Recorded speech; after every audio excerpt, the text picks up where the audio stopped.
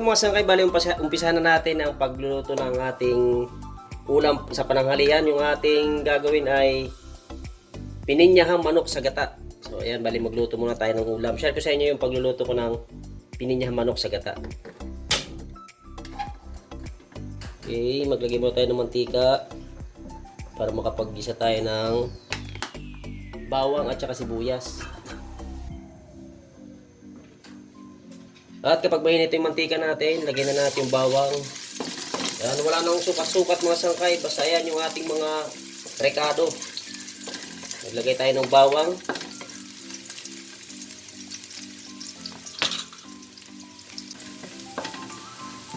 At isunod na natin yung ating sibuyas.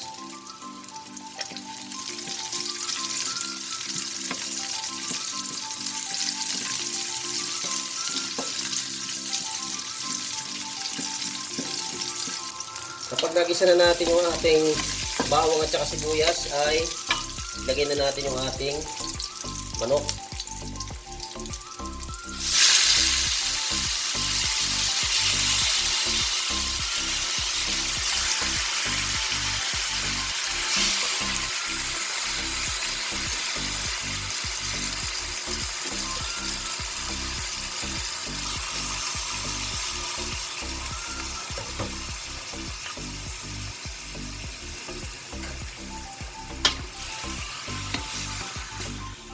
Ayan, haluin lang natin ng bahagya.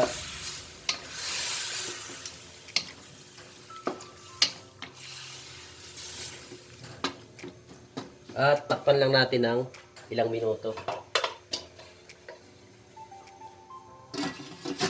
So ayan mga sangkay, after 6 minutes natin nakatakip ay maglalagay ako ng konting tubig.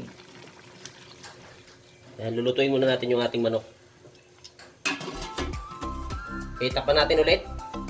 At maya-maya pa natin titimplahan.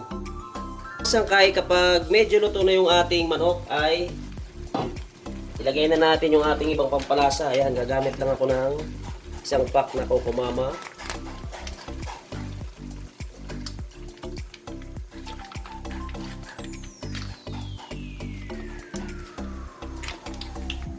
Pigain natin dahil sayang yung laman.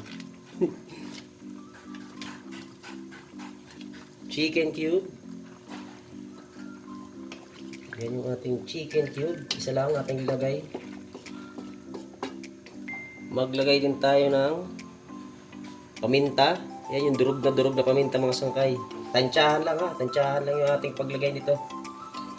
Wala nang sukat-sukat. Tapos mekos-mekos na natin.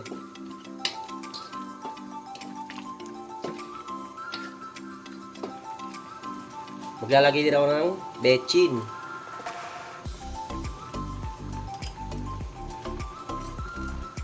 At syempre yung ating asin. Huwag kakalimutan yung asin natin.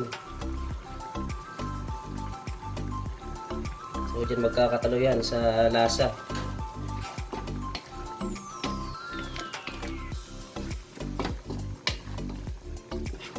At ilagay na rin natin yung ating bell pepper. Yan, mga sangkay.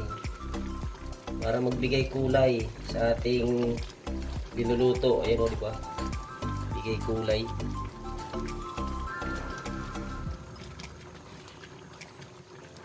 Meron pa. Sama na natin yung ating pinya. Yan, sama natin pati yung sabaw mga sangkay para medyo manmis-namis. So, bali dalawang pack yung aking linagay. Yun o. Dalawang pack na 115 grams. Ay, 115 grams kasama yung sabaw. Lagyan natin.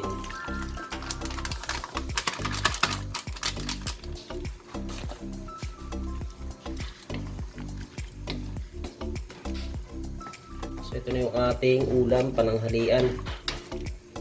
At ayan, takpan natin ulit. Antayin na lang natin kung ilang minuto natin pang palalambutin itong ating manok.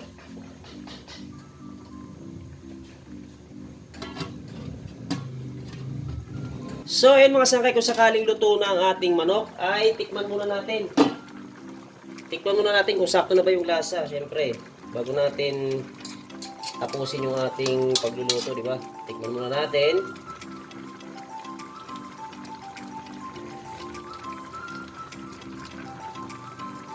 So yun, medyo kulang sa asin.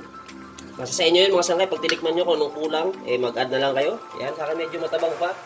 Maglalagay ako ng konting asin pa para ano yung lasa nila na medyo matamis na medyo may alat yun. So ayan mga sangkay, kapag okay na yung lasa ay pwede na natin tong ihain.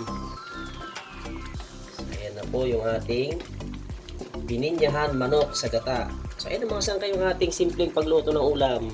Napakasarap ng ating pananghalian. Salamat sa panonood mga sangkay. See you on my next video. Bye bye.